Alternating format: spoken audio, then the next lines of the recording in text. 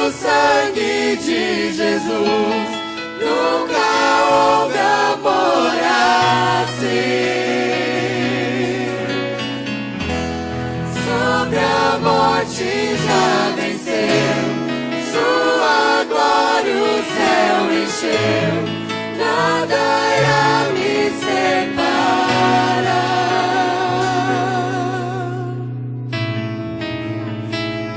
Bendito seja sempre o nome santo do Senhor nosso Deus.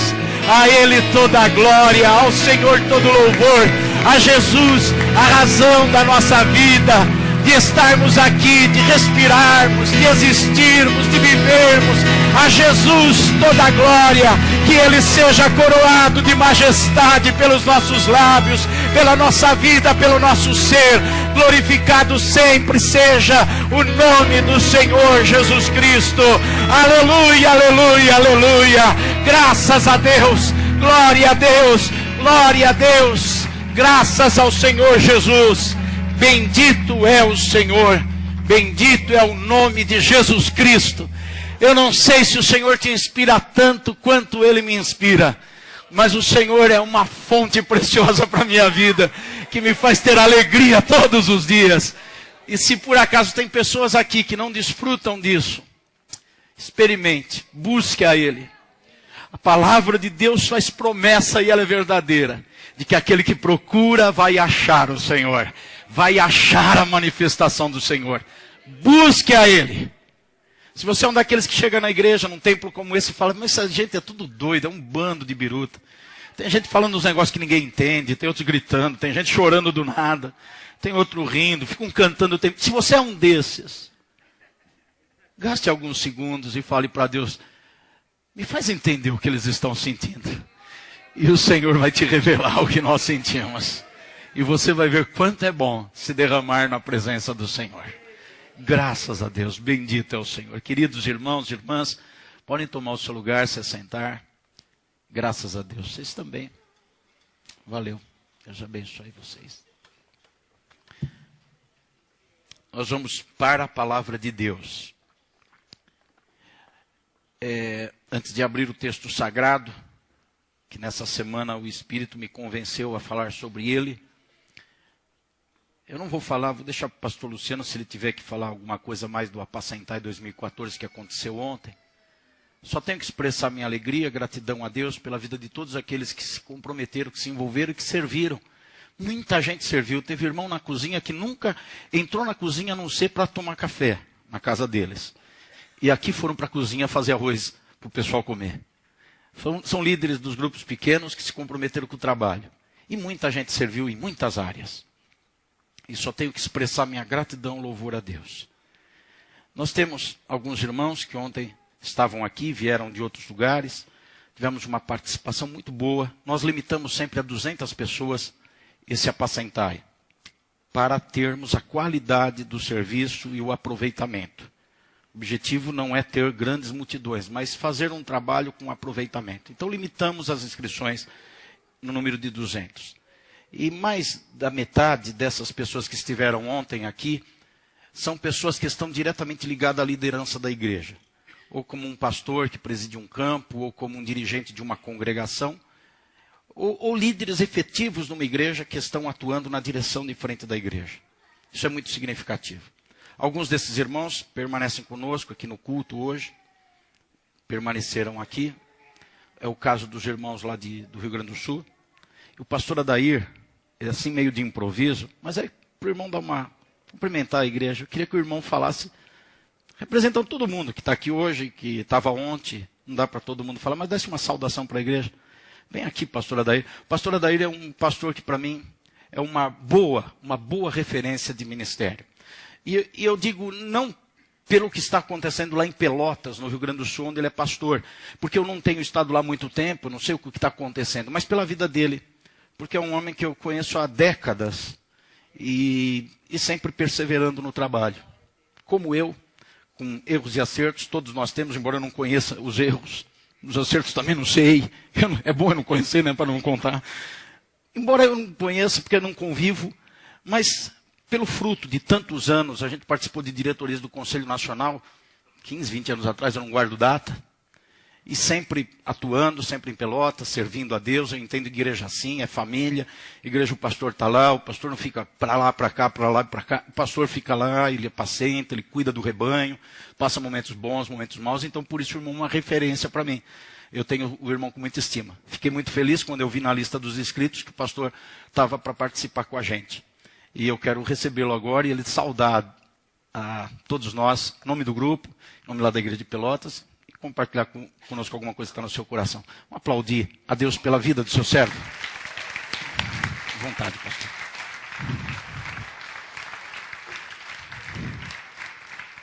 Meus amados irmãos,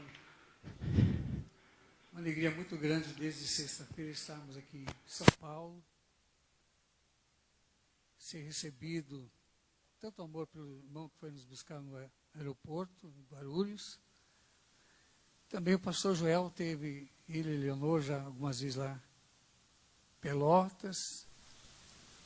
E é uma pessoa que também é uma referência para nós. Não só para nós em Pelotas, mas para o estado do Rio Grande do Sul.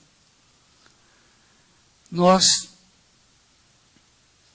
não estamos trabalhando com grupos ainda. Falei com o pastor Joel agora, há um mês atrás, falamos, e ele disse, olha, quem sabe vocês venham a São Paulo. E aí nós convidamos o pastor Flávio, lá de Santa Vitória, sua esposa Wanda, que é uma cidade que faz divisa com o Uruguai, e o pastor Isaac, que é o co-pastor na igreja em Pelotas. Então fizemos empenho para vir. Tem sido tão bom estar junto com os irmãos. Porque eu estava falando aos irmãos do grupo ontem, que nós queríamos uma coisa nossa. Nós já lemos o livro, já... Flávio foi um dos primeiros que leu o livro, o pastor Flávio lá de Santa Vitória. Mas nós queríamos saber um pouco mais. Aí o pastor Joel nos deu uma palavra que aquilo me animou. Pastor, nós estamos investindo em algumas pessoas, às vezes 4, 5 anos, até que seja implantado, ou seja, os grupos. Então nós estamos aprendendo. Mas muito feliz por estar aqui com os irmãos, muito feliz por pertencer a essa denominação, e muito feliz também porque eu lembro que muitas vezes o pastor Joel eu vinha lá de Pelotas, saía 8 horas da manhã de lá, chegava 8 horas da manhã em São Paulo, era 24 horas, vinha de ônibus, aquele tempo não tinha ar-condicionado no ônibus, era, isso há 20 e poucos anos atrás, então não era. Eu lembro que as filhas do Joel e da Leonor eram bem pequenas, eles moravam lá, e hoje são as moças tudo casadas, né, já com filhos, né. Então, mas muitas vezes você nos recebeu, era que o pastor Joel que me buscava, até que um dia eu aprendi a chegar na 7 de abril. Eu não sabia, descia na Tietê ali e ficava perdido. Então eu esperava até o pastor Joel chegar às 11 horas, e às 2 horas começavam as nossas reuniões. E nós aprendemos depois o trajeto, pegar o metrô ali, ir até a Sé, descer lá e pegar o ônibus que até a República, e na República sair na 7 de abril. Então foi muito bom, que hoje o centro de São Paulo eu conheço, não conheço para cá, nos perdemos, eu e o pastor Isaac nos perdemos. Pegamos o ônibus lá, não, pega lá o Peri, pega lá o Atlântica, parece uma coisa assim, você vai chegar lá. Vamos para lá do Horto. Aí o pastor Isaac diz, bom, vamos tomar café aqui. Então tomamos café lá e depois aprendemos isso.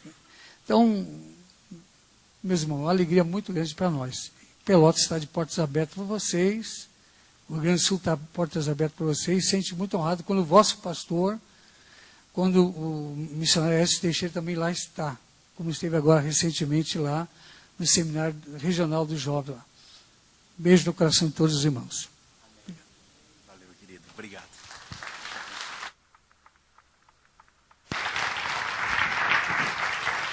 Graças a Deus. Pelotas já produziu bons resultados para a gente aqui. A gente tem a Rose, que veio de Pelotas há muito tempo atrás, e estudar aqui, acabou ficando por aqui, casou. Quem fez o Graças a Deus que foi o marido. Então o Edmundo aí.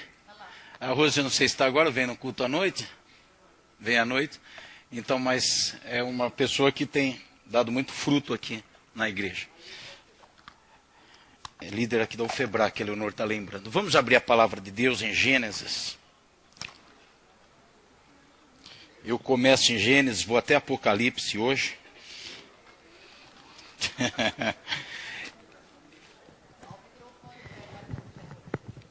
Sim, senhora.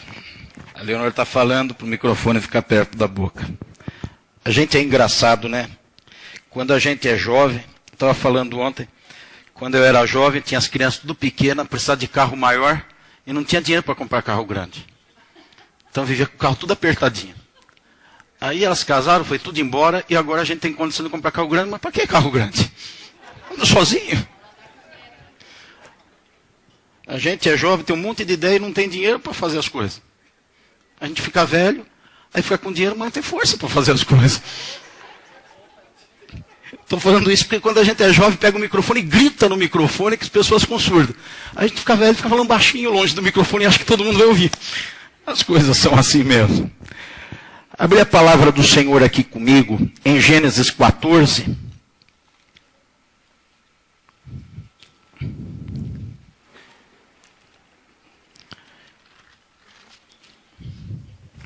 Quero falar com vocês nessa manhã, senti inspiração, alegria da parte do Espírito no meu coração, de tratar sobre as expressões que são manifestadas quando uma pessoa tem uma alma dizimista, uma alma contribuinte, uma alma ofertante. Nós estamos numa daquelas semanas do ano que não temos o direcionamento de mensagem da semana temática. E orando essa semana eu senti desejo de ler com vocês o texto que fala de Abraão entregando o dízimo a Melquisedeque. E de aqui, começando por aqui, buscarmos as expressões de uma alma dizimista.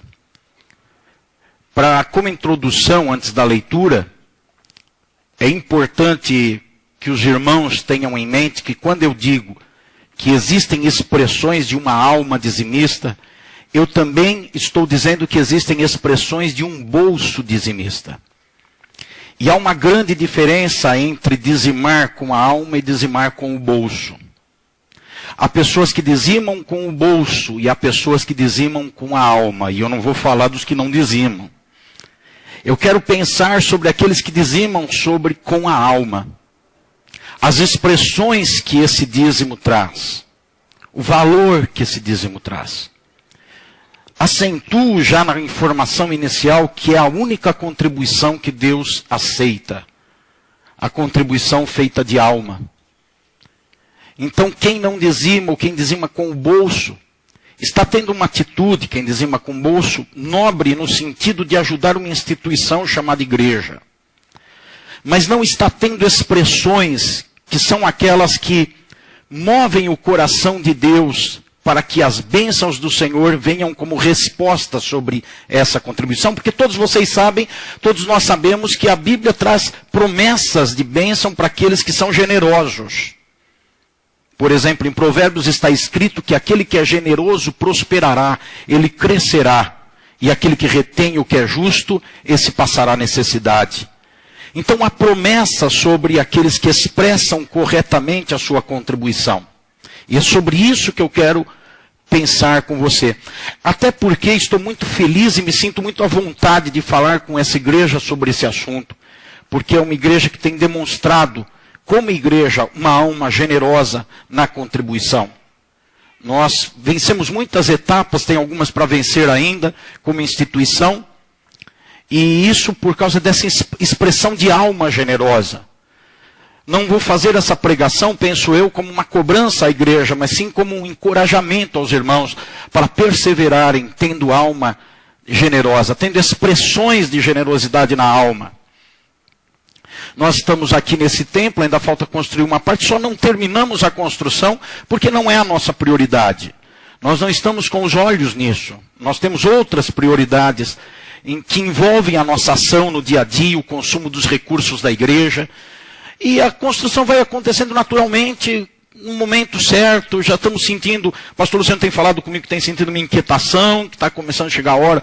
Eu também estou sentindo a mesma inquietação de retomar a obra e construir, mas não por falta de recursos, embora não tenhamos, evidentemente, todo o dinheiro para construir um prédio dessa proporção. Mas não construímos porque temos outras prioridades, mas a igreja tem sido generosa. Então é com alegria que eu prego essa mensagem aos irmãos nessa manhã. Vamos ler o texto bíblico em Gênesis 14, a partir do versículo 17. Que temos aqui ricas informações sobre a alma dizimista.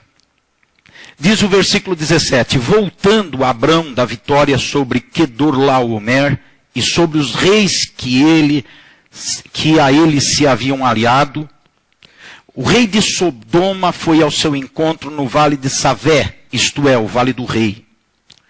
Então Melquisedeque, rei de Salém, e sacerdote do Deus Altíssimo, trouxe pão e vinho e abençoou Abrão, dizendo: bendito seja Abrão, pelo Deus Altíssimo, Criador dos céus e da terra, e bendito seja o Deus Altíssimo, que entregou seus inimigos em suas mãos.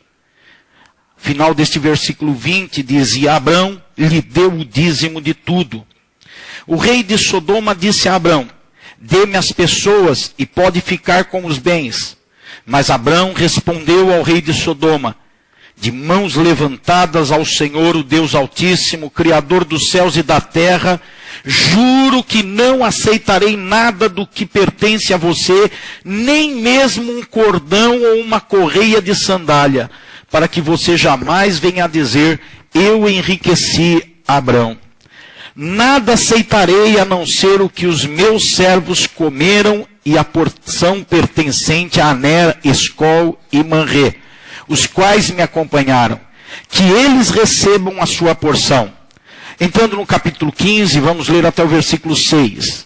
Diz assim: depois dessas coisas, diga, depois dessas coisas, o Senhor falou a Abrão, numa visão: não tenha medo, Abrão, eu sou o seu escudo, grande será a sua recompensa. Mas Abrão perguntou: ó soberano Senhor, que me darás se continuo sem filhos, e o herdeiro do que possua Eliezer de Damasco? E acrescentou: tu não me deste filho algum, um servo da minha casa será o meu herdeiro. Então o Senhor deu-lhe a seguinte resposta: seu herdeiro não será esse. Um filho gerado por você mesmo será o seu herdeiro. Levando-o para fora da tenda, disse-lhe: olhe para o céu e conte as estrelas, se é que pode contá-las. E prosseguiu: assim será a sua descendência. E o último versículo que nós vamos ler, o 6, diz: Abrão creu no Senhor, e isso lhe foi creditado como justiça. Digam amém. Bendito seja o Senhor. Se vocês folhearem a Bíblia comigo, voltando algumas páginas, vão perceber que a primeira referência de uma oferta humana está no capítulo 4 de Gênesis, quando Abel e Caim resolveram dar uma oferta ao Senhor. E nós percebemos aqui, pela primeira vez, o indicativo de que Deus aceitou a oferta de um e rejeitou a oferta de outro. Por aqui nós começamos a ter parâmetros para entender os reflexos que acontecem quando há uma expressão sincera ou não da alma. O reflexo sobre um, da parte de Deus, foi aceitação, e o reflexo sobre o outro foi de não aceitação. Começamos aqui a pensar como é que Deus está olhando as nossas ofertas feitas a Ele. Com aceitação ou com rejeição? Por que que Ele aceita de uns e não aceita de outros? Também quero salientar que essa ação de Caim e de Abel é resultado de uma ação de oferta primeira da parte de Deus. Quando você volta um pouquinho na leitura bíblica, no capítulo 3 de Gênesis, no versículo 21, nós encontramos Deus matando um animal, sacrificando um animal, tirando a pele desse animal e fazendo roupas para colocar em Adão e Eva. Aqui é estabelecido o princípio da propiciação, que significa cobertura. Ou seja, alguém que está nu está sendo coberto. Num significado de que o pecado nos torna pessoas nus.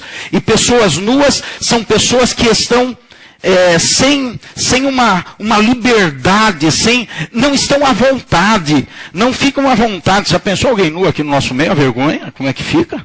Não fica bem. É necessário cobrir.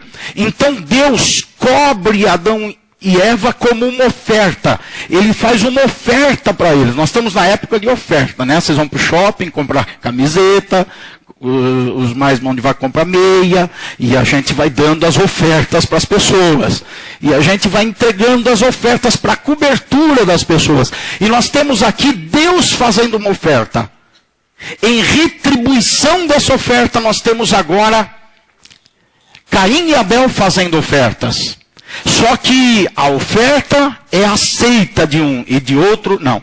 Seguindo na Bíblia, nós temos agora, na época de Noé, a segunda oferta, a segunda manifestação de oferta, que é feita na Bíblia. No versículo 20 diz que Noé construiu um altar dedicado ao Senhor, tomou alguns animais e aves, oferecendo-os como oferta, como holocausto, queimados sobre o altar, e o Senhor se agradou disso e sentiu um aroma dessa oferta, teve prazer nessa oferta. A segunda manifestação de oferta na Bíblia, agora é Noé que faz. E ele também agora sacrifica animais, ele mata animais, e ele oferece em sacrifício ao Senhor como cobertura dos seus pecados. Isso acontece depois que aconteceu o dilúvio, quando termina o dilúvio e ele desce da arca. Perceba que antes de Noé fazer essa oferta, Deus havia feito uma oferta a Noé. Deus constata que a terra toda está em iniquidade, que o mundo todo está em pecado. No capítulo 6, no versículo 5, diz assim: o Senhor viu que a perversidade do homem tinha aumentado na terra e que toda inclinação dos pensamentos do seu coração era sempre e somente para o mal. E na sequência diz, então, que Deus se arrependeu de fazer o homem, e Deus decidiu destruir toda a humanidade, e então Deus chamou Noé e deu uma oferta para Noé. Ele disse: constrói uma arca, porque a minha oferta é te livrar, é te salvar, é te tirar dessa situação de condenação que eu estou definindo sobre a terra. Então, novamente, nós vemos que a oferta humana é o resultado, é uma expressão de gratidão à oferta divina. Quando Noé faz um sacrifício de animais, ele está, na verdade, dizendo: obrigado, Senhor. Obrigado, porque há algum tempo atrás, alguns meses atrás, veio um dilúvio sobre a terra, e o Senhor me deu uma oferta, a oferta da minha salvação, junto com a minha família. O Senhor me deu uma arca para eu poder escapar dessa calamidade. Então nós percebemos que a primeira oferta, agora não humana, a oferta divina, foi a cobertura de alguém que estava necessitado. A segunda oferta divina foi a salvação de alguém que estava condenado. E então essas pessoas dão ofertas a Deus em retribuição a essa cobertura e a essa salvação. Nós temos então, no primeiro caso, uma oferta dada e aceita, e outra oferta dada e não aceita. No caso, Abel e Caim. Uma oferta que foi dada e foi aceita por Deus, e outra não foi. Indo um pouco mais para frente agora, nós chegamos nessa oferta de Abraão. Quando ele resolve dizimar.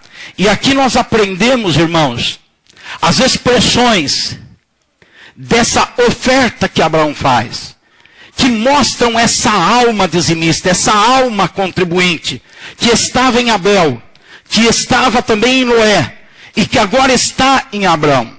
Algumas pessoas ficam discutindo se a questão de contribuir, se a questão de dar oferta, de dar dízimo, o quanto dá, se deve dar, se é de tudo, se é de pouco, porque elas olham a oferta e a contribuição no seu produto final, que é pôr a mão no bolso e pegar um dinheiro e entregar na obra do Senhor. Mas o contribuir não tem esse produto final como essência dele. O contribuir tem uma motivação, uma essência, um nascimento interior. E o dar o recurso é só o ponto final dessa história toda. E não a história toda. Ficam se argumentando pessoas sobre se devem fazer ou não. Por exemplo, aí surgem os contribuintes de bolso. Quem são os contribuintes de bolso? Você paga imposto de renda? O que você faz no imposto de renda? Você abate tudo que pode. É assim ou não é? Eu pergunto, você é um contribuinte de bolso do governo ou um contribuinte de alma do governo? Hã? Você abate tudo que pode. Eu não vou nem dizer daqueles que abatem até o que não pode. E se puder abater um pouco mais, abate.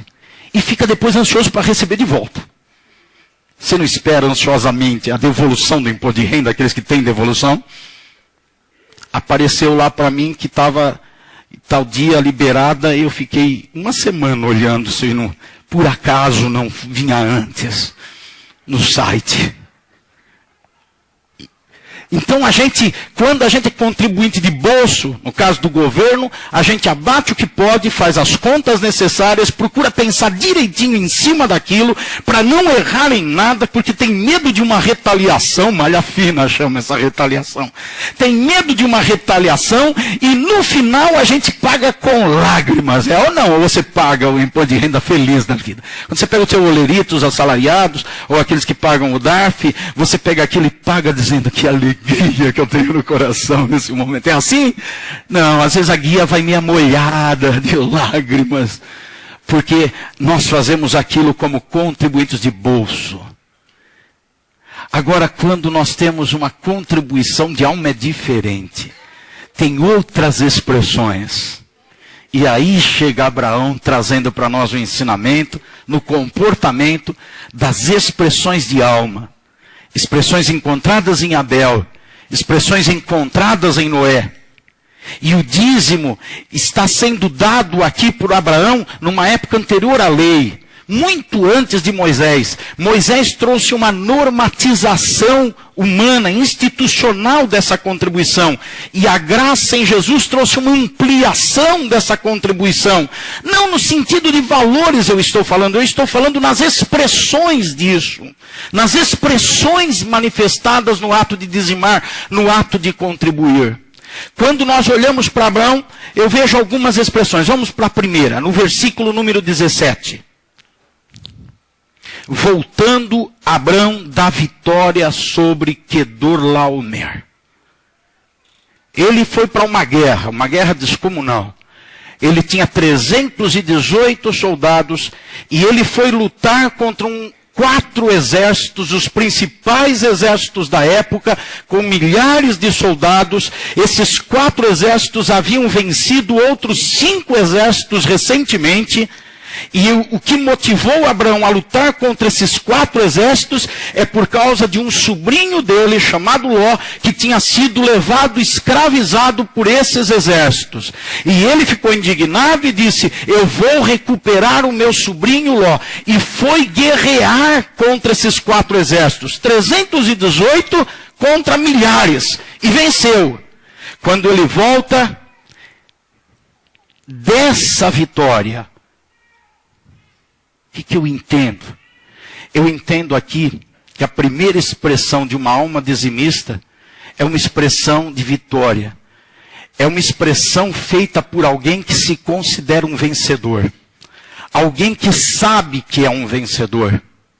Existem pessoas que manifestam suas contribuições para serem vitoriosos, porque esperam com as suas contribuições se tornarem pessoas vitoriosas. Elas estão falidas, fracassadas, derrotadas, se sentem derrotadas, se sentem destruídas na sua vida financeira e expressam as contribuições na expectativa que com essas contribuições vão se tornar vencedores, porque leem as promessas da palavra de Deus, porque veem o que está escrito na Bíblia.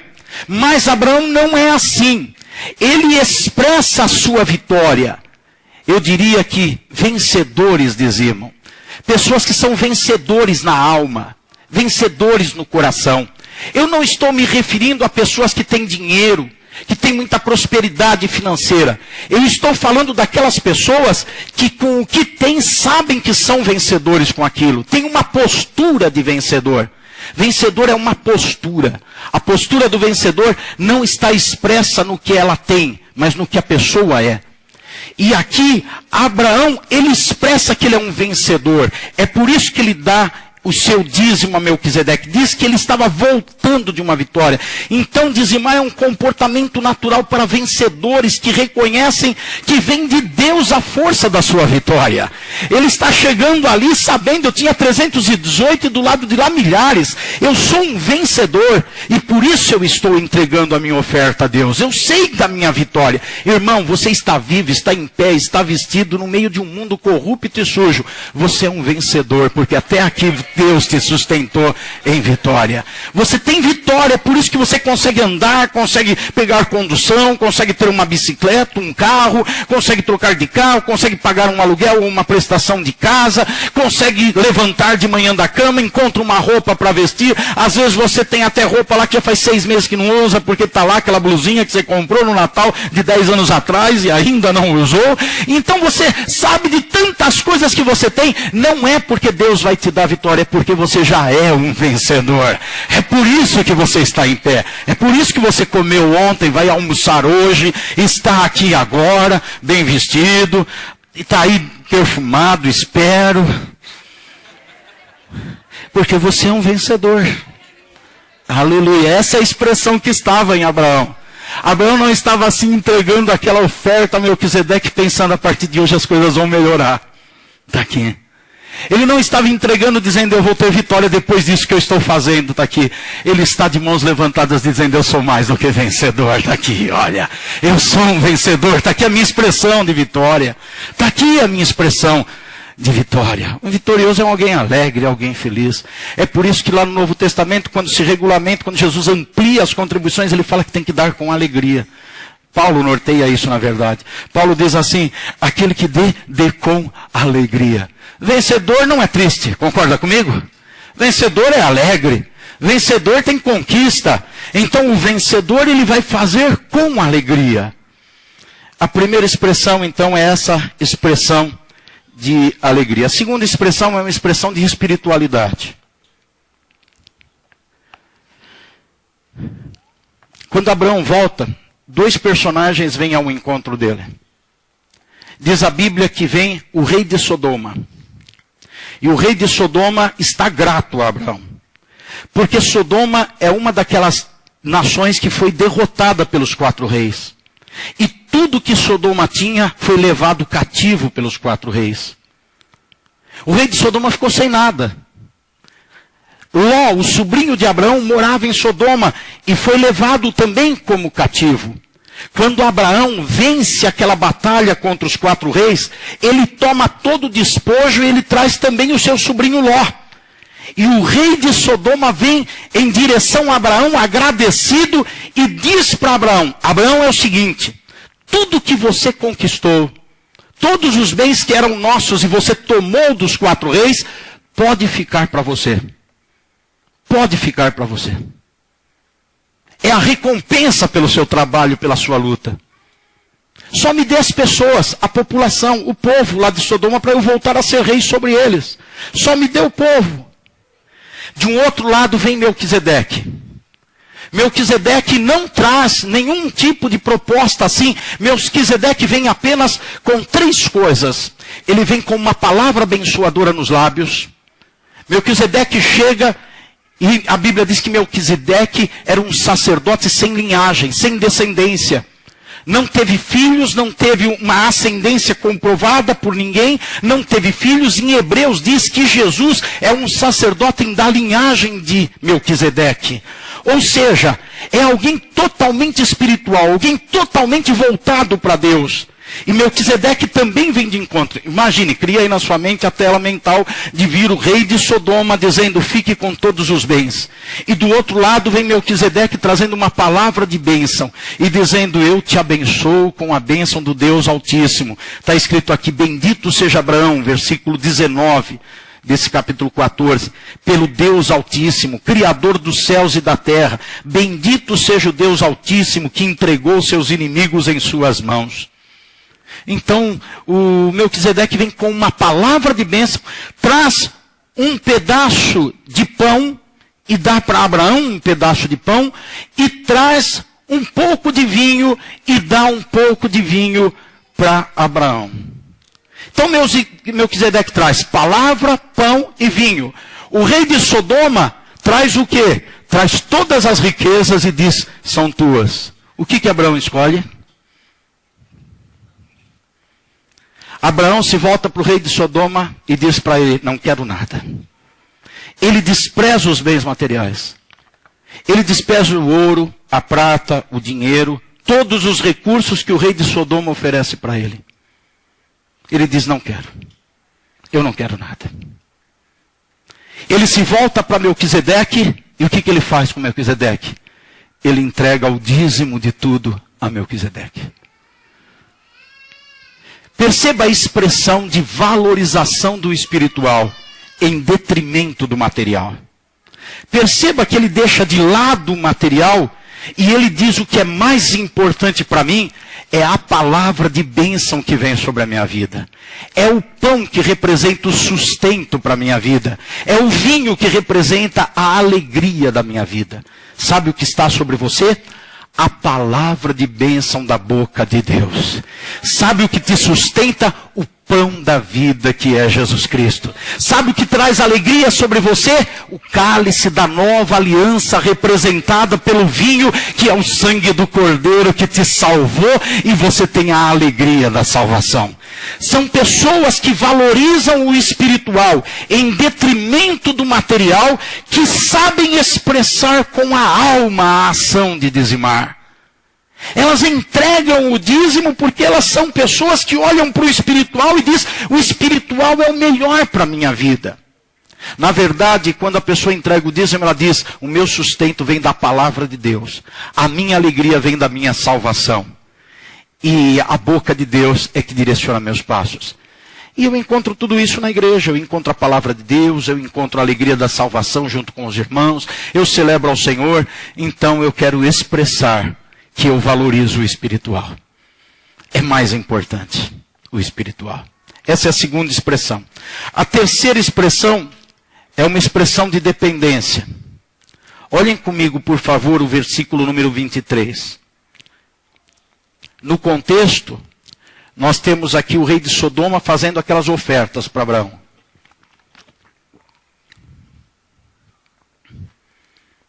E no versículo 23, a resposta de Abraão. Não aceitarei nada do que pertence a você, nem mesmo um cordão ou uma correia de sandália, para que você jamais venha a dizer, eu enriqueci Abraão. Abraão queria ser rico, mas ele queria que a riqueza dele viesse como resultado da bênção de Deus na vida dele. Não de um negócio bem feito, não de um esforço próprio, não de alguém. Abraão, nesse momento da história, ele não era um necessitado. A Bíblia diz nos capítulos anteriores que ele já tinha bens. Ele tinha gado, ele tinha riqueza, ele tinha bens. Mas ele ainda tinha algo maior na vida dele, que era a promessa de Deus feita em Gênesis 12, confirmada no capítulo 13 e aqui no capítulo 14. E depois no capítulo 15. Ele tinha promessas que ainda não tinham se cumprido. Ele estava olhando para essas promessas de Deus, e não para o dinheiro e para os bens que o rei de Sodoma havia prometido e oferecido para ele. Vocês estão me entendendo? Estão compreendendo? Ele estava com seus olhos na promessa de Deus. Então, quando o rei de Sodoma oferece para ele, ele diz assim, eu não vou aceitar, eu quero que o que eu tenho venha da riqueza de Deus. Muitos aqui já se depararam com situações profissionais de ofertas, de coisas que foram indicadas para ele, que na mente humana veio, isso vai me enriquecer, isso vai me ajudar, isso vai me prosperar. E até entenderam como, quem sabe, Deus está dirigindo nessa situação. Mas o que está sendo cobrado por trás disso? Qual a dependência que está sendo criada nisso?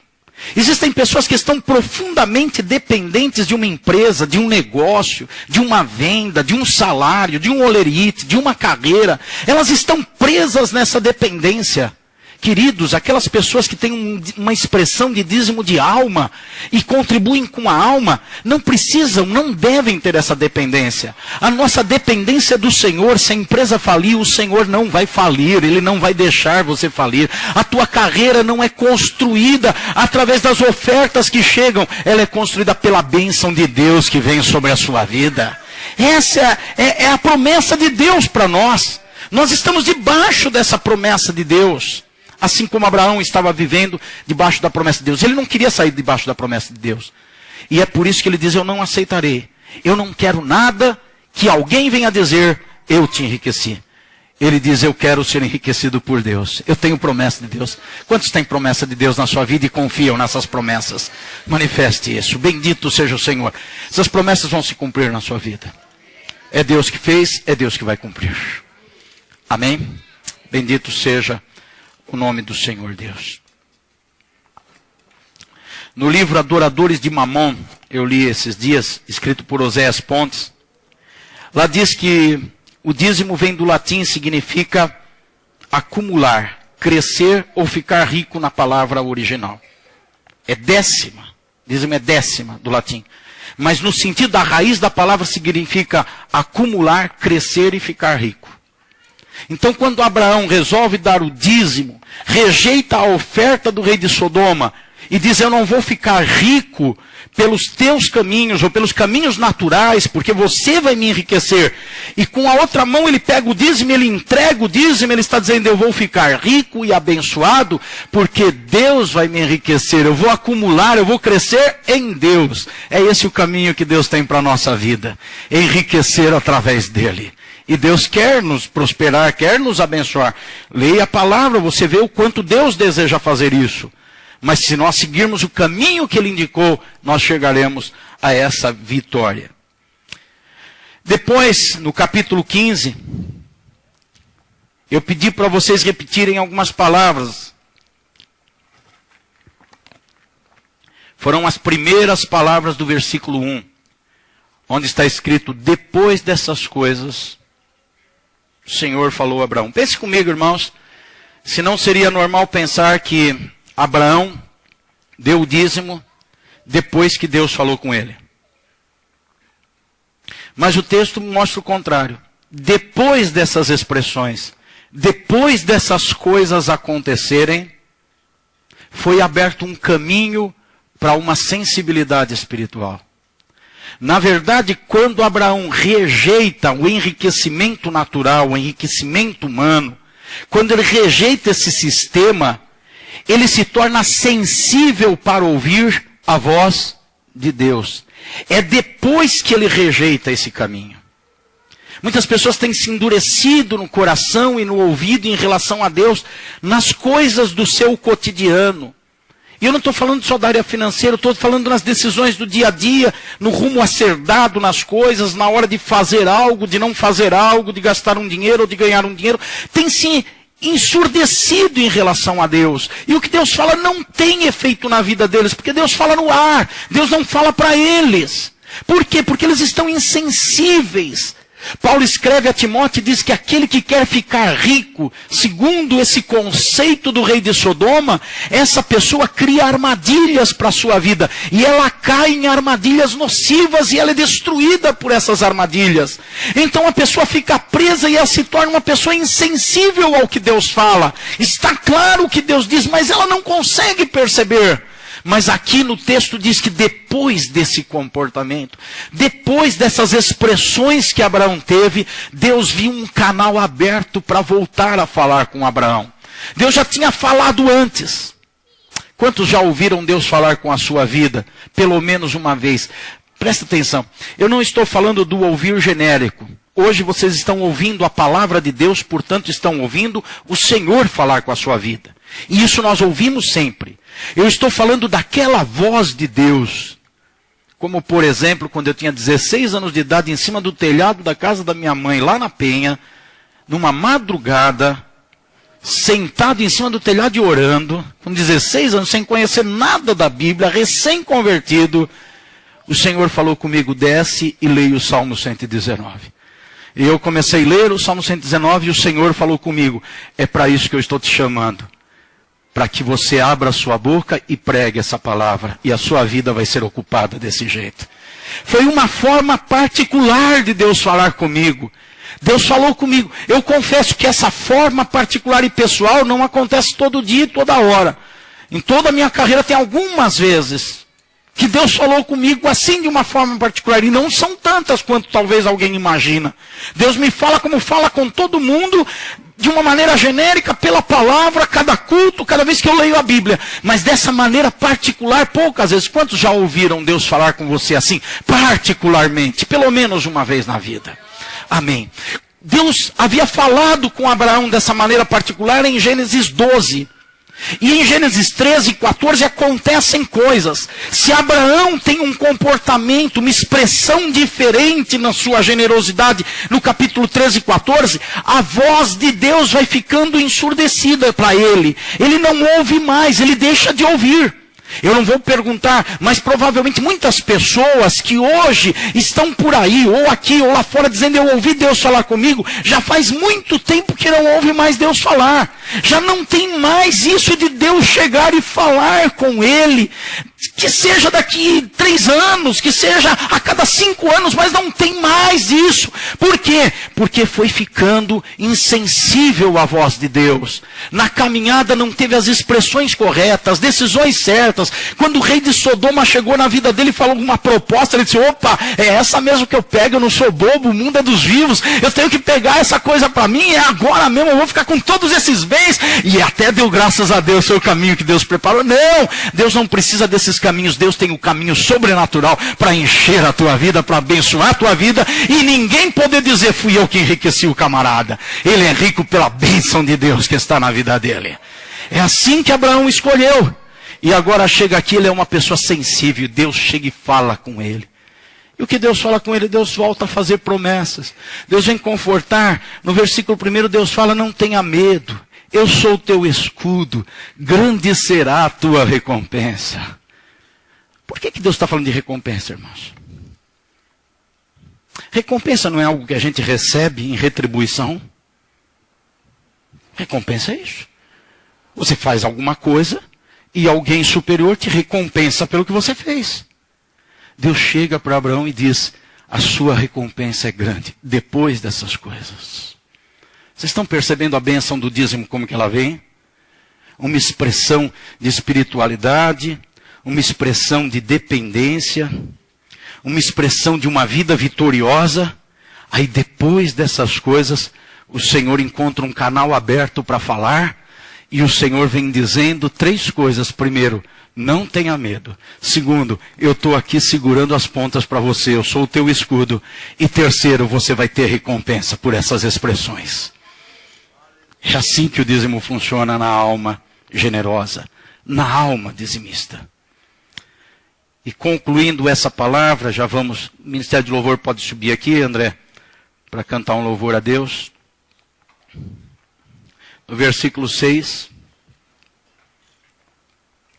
diz que Abraão creu no Senhor, e isso lhe foi creditado como o que tornou ele justo. Na verdade, tudo isso que Abraão fez, ele não fez por negócio, ele não fez por pressão, ele fez por uma coisa. Ele confiava e acreditava em Deus. O dizimista de alma generosa é aquele que crê em Deus. E é isso que garante para ele a certeza da recompensa. Vamos ficar em pé.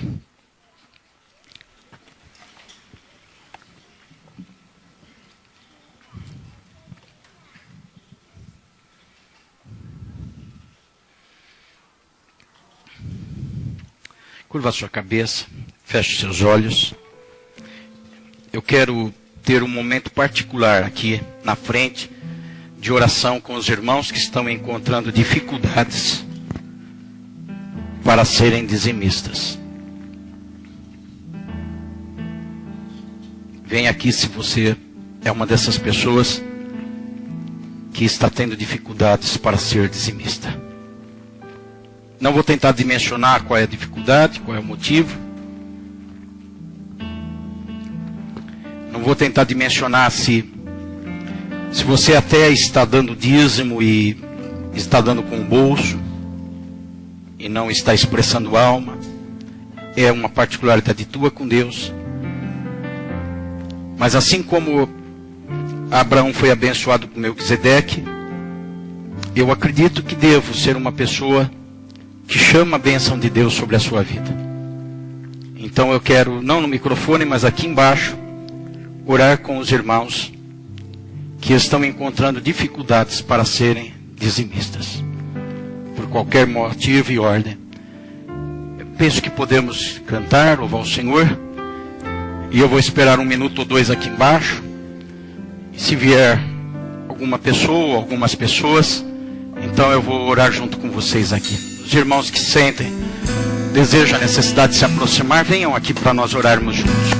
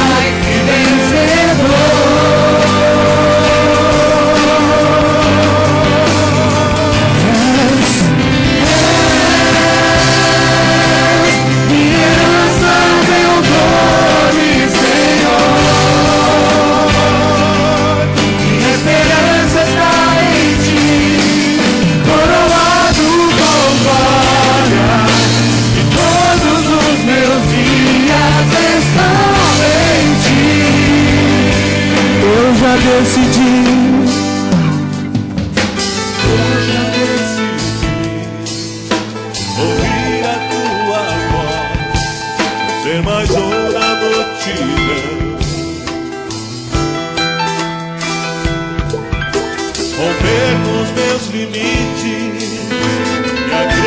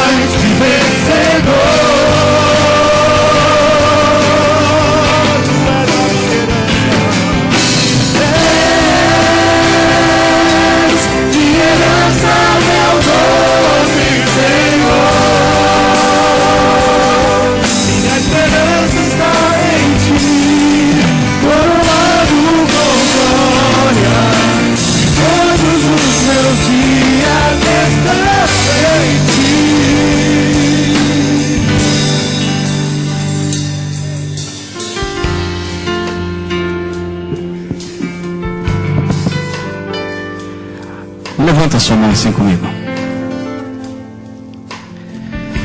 Senhor Deus, nós acabamos de ouvir a Tua palavra. Tem duas formas de nós contribuirmos na Tua casa, na questão do dízimo. Entendemos esta palavra que o Senhor ministrou aos nossos corações e sermos um dizimista como Abraão foi. Não foi por incumbência de lei que Abraão dizimou. Não foi porque alguém pediu que Abraão dizimou. Ele dizimou porque ele entendeu que diante daquele rei que estava ali, Melquisedeque, ele deu aquilo que veio como expressão no coração dele. Eu quero pedir, Senhor, que nessa manhã, na hora desse momento dos dízimos, das ofertas que vamos fazer, a expressão de avareza ela seja rejeitada no nosso meio, no nosso coração. Mas a expressão de generosidade, conforme a palavra do Senhor diz, através do apóstolo Paulo, esteja colocada no nosso coração. Porque, Pai querido, se pensarmos bem, nós dizemos que temos, mas nós não temos. Tudo que temos não nos pertence, pertence a Ti. Dizemos isso em expressões quando falamos consagramos a Ti a nossa vida. E se consagramos a Ti a nossa vida, consagramos tudo que tem na nossa vida. Portanto, tudo te pertence. O salmista chega a dizer que o céu, a terra e a sua plenitude foram feitas para a glória e para o louvor do Teu nome. Que nesse momento nós possamos, Deus, pegar as nossas contribuições, sejam dízimos, seja uma oferta para sustentar um irmão no campo, nosso missionário, seja uma oferta para podermos expandir a igreja local e termos mais vidas sendo salvas, que o Senhor possa usar o momento agora da oferta para tocar em cada coração. Nós apresentamos diante de Ti o que cantamos. Sou tudo aquilo que o Senhor diz que eu sou. Então, Senhor amado, eu quero também expressar em amor a Ti as nossas ofertas e contribuições. A Tua bênção está colocada sobre o Teu povo, que tem, Senhor amado, uma alma preparada para ser também contribuinte. Em nome de Jesus eu peço, amém, Senhor. Você vai se assentar.